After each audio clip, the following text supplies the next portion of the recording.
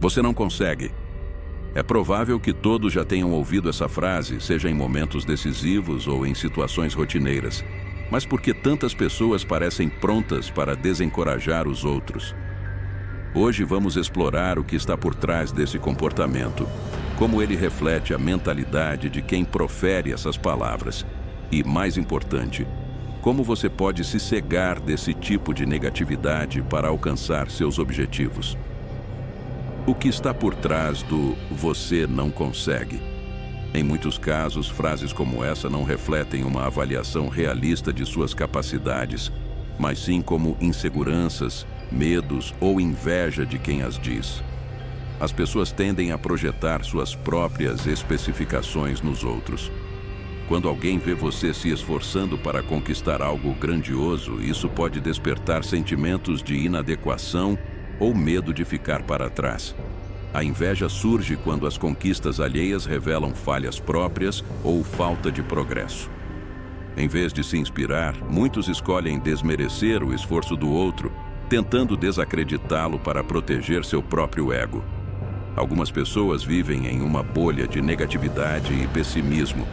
Eles não acreditam que algo seja possível para si mesmos e, consequentemente, projetam essa mesma descrição nos outros. Infelizmente, nem todo mundo que está próximo de nós deseja, de fato, o nosso sucesso. Amizades ou parentescos tóxicos muitas vezes tornam um obstáculo emocional. É um lembrete de que nem sempre proximidade significa suporte verdadeiro. Como lidar com essas pessoas? Reconheça a origem das palavras. Quando alguém diz, "você não consegue", lembre-se de que essa frase diz mais sobre a pessoa do que sobre você. É um reflexo do que ela acredita, não do que você é capaz de fazer. Desenvolva autoconfiança. Construa uma base sólida de autoconfiança, conhecendo suas habilidades e limites. A confiança em si mesmo é a melhor defesa contra palavras negativas.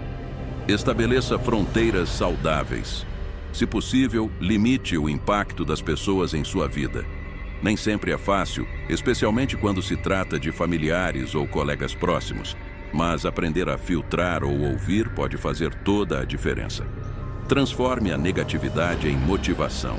Use o "você não consegue" como combustível para provar que sim, você pode. Nada é mais poderoso para transformar críticas em conquistas. Por que essas palavras não têm poder sobre você? Lembre-se de que o controle de sua vida está em suas mãos. A realização de seus sonhos não depende das opiniões alheias, mas do seu esforço, resiliência e determinação. Pessoas que superaram grandes desafios, sejam atletas, empreendedores ou artistas, muitas vezes relatam ter enfrentado descrença e críticas ao longo de sua jornada. E ainda assim, elas persistiram. A frase "você não consegue" é apenas um obstáculo verbal que tenta te desviar do caminho. Mas o poder de decidir como reagir a isso é íntimo com você. Agora vamos ver alguns exemplos bíblicos de superação dessa negatividade. A frase "você não consegue" é antigo e universal. Na Bíblia encontramos histórias de homens e mulheres que enfrentaram descrença, oposição e negatividade de pessoas próximas ou da sociedade. Em todos esses casos, Deus mostrou que Ele não escolhe os capacitados, mas capacita os escolhidos. Vamos explorar alguns exemplos que trazem lições poderosas sobre como lidar com a negatividade e avançar com fé. Davi e Golias, o menino subestimado. Quando o jovem Davi foi apresentado para enfrentar o gigante Golias, ele foi imediatamente descredibilizado. Seu próprio irmão mais velho, Eliabe, zombou dele, dizendo que ele era apenas um pastor curioso e despreparado. O rei Saul também duvidou. "Você não é capaz de lutar contra esse filisteu. Você é apenas um rapaz e ele é um guerreiro desde a mocidade." O que podemos aprender com essa passagem? Confie no que Deus colocou em você. Davi não deixou que a opinião dos outros definisse seu destino. Ele sabia que Deus havia o preparado durante os anos em que cuidava de ovelhas e enfrentava leões e ursos. Use as ferramentas que Deus te deu. Enquanto os outros confiavam em armaduras e espadas, Davi confiou na funda e nas pedras, ferramentas que conhecia bem. Deus é quem capacita.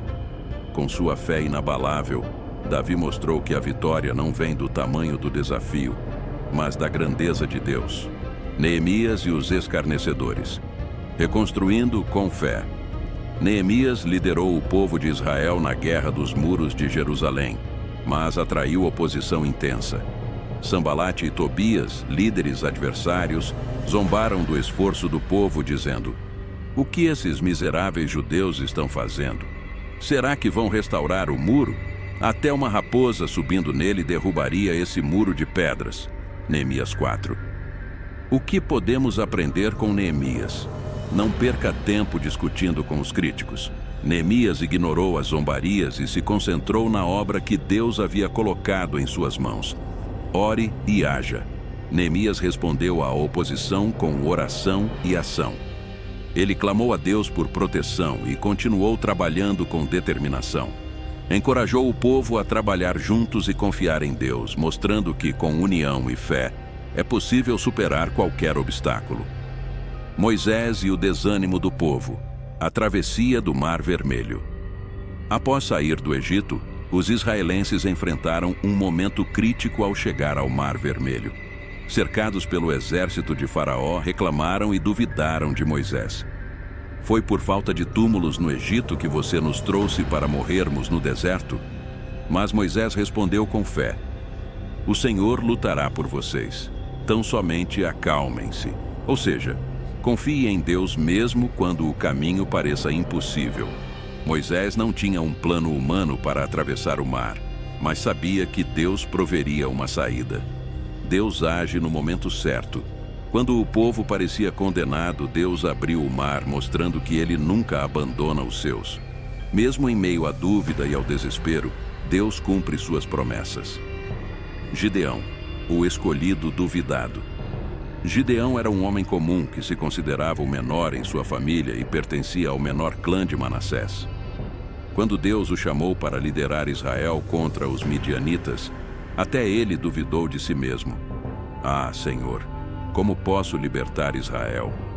Meu clã é o menos importante, e eu sou o menor da minha família."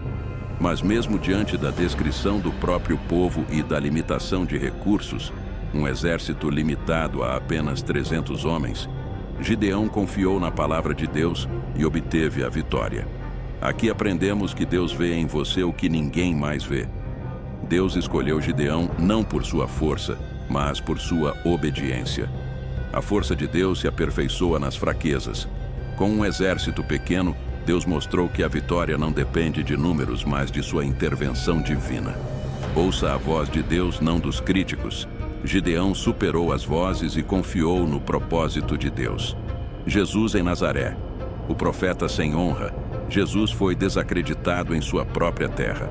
Em Nazaré, as pessoas questionaram suas palavras e milagres, dizendo: "Não é este o filho do carpinteiro? E não se chama sua mãe Maria, e seus irmãos Tiago e José e Simão e Judas? E não estão entre nós todas as suas irmãs? De onde lhe veio, pois, tudo isso?" Mateus 13. Por causa da incredulidade do povo, Jesus realizou poucos milagres ali. A incredulidade dos outros não anula o seu propósito. Jesus continuou sua missão apesar da descrença do seu povo. Você não precisa de aprovação de todos. Nem todos consideram o valor que Deus colocou em você, mas isso não diminui quem você é. A Bíblia está repleta de exemplos que mostram que Deus é especialista em usar os improváveis para realizar o impossível. Se você já ouviu, "Você não consegue", lembre-se de que Deus diz o contrário. "Tudo posso naquele que me fortalece." Filipenses 4:13. Cada desafio é uma oportunidade para Deus mostrar seu poder através de você. Não importa quem ou o que tente te desanimar, mantenha o foco naquilo que Deus te chamou para fazer. Assim como Davi, Neemias, Moisés, Gideão e até mesmo Jesus, você pode transformar a negatividade em motivação e avançar com fé. Lembre-se, o que Deus planejou para você, ninguém pode impedir. Da próxima vez que alguém disser, "Você não consegue", respire fundo e reflita. Essa frase não define quem você é. Use a crítica como um lembrete de que você está no caminho certo. Afinal, se as pessoas estão tentando te parar, é porque você já começou a se mover. E lembre-se, o maior erro que você pode cometer é permitir que a negatividade dos outros apague a sua luz. Você consegue.